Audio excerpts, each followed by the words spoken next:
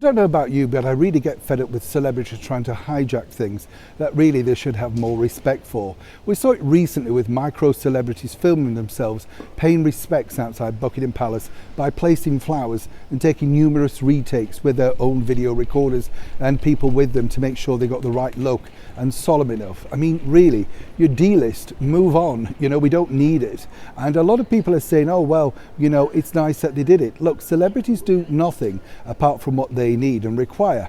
So step forward the latest two culprits who are on Meghan Markle's favourite channel, ITV. And as ever, let me explain. Good morning, Neil Sean here in the very heart of London, and as ever, thank you so much for joining me today. This story really is, one about supposed 21st century culture.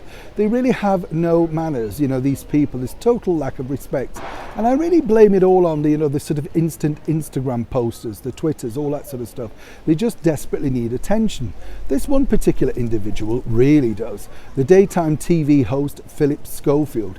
He is a man who doesn't mind sharing anything on Instagram as long as it's positive and of course for him. When I say Instagram, I mean across all social media. Recently he had a minor eye operation. Even that had to be shared with him sat in a hospital gown, making sure of course his devoted fans could see that he'd suffered, Here's a man of course who just over 2 years ago decided to come out publicly after 20 plus years of marriage, but he couldn't cope with the strain at all. Very suspicious circumstances surrounding that dramatic sudden come out on television. Philip knows exactly what I'm talking about.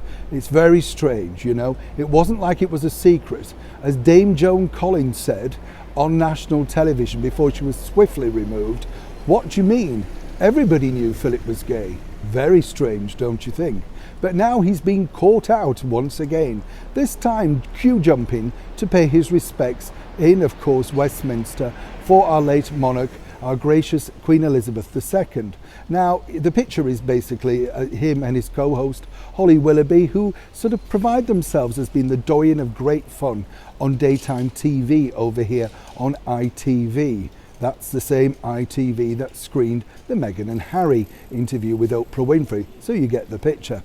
What's really interesting about this particular sort of item is that while the famous footballer David Beckham gentlemanly queued for many hours without the fanfare of the TV world, well then of course he's gained huge respect. I have seen other celebrities also queuing in the queue, and they have been really respectful too, not trying to jump in with the "do you know who I am?" So in defence of Philip and Holly, let me explain how this works. There is a particular area where you can go for press. That's if you're doing a piece to camera about people queuing and the waiting time and stuff like that.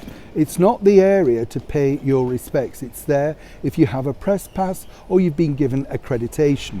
Of course, in the shape of Holly and Phil, they like to make sure that they're seen, as I say, but this time it's truly backfired. And no backpedaling can really pull back from this. It's just terrible PR by two people that seemingly should know better.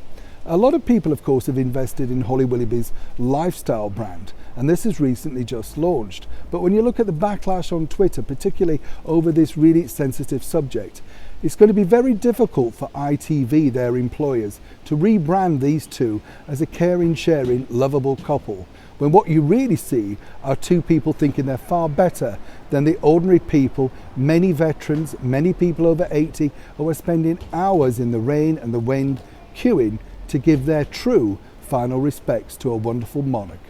Truly, Holly and Phil, you should be really ashamed of yourselves. I know many people are with you, but more importantly, is there truly a climb back from this? Neil Sean in the very heart of London.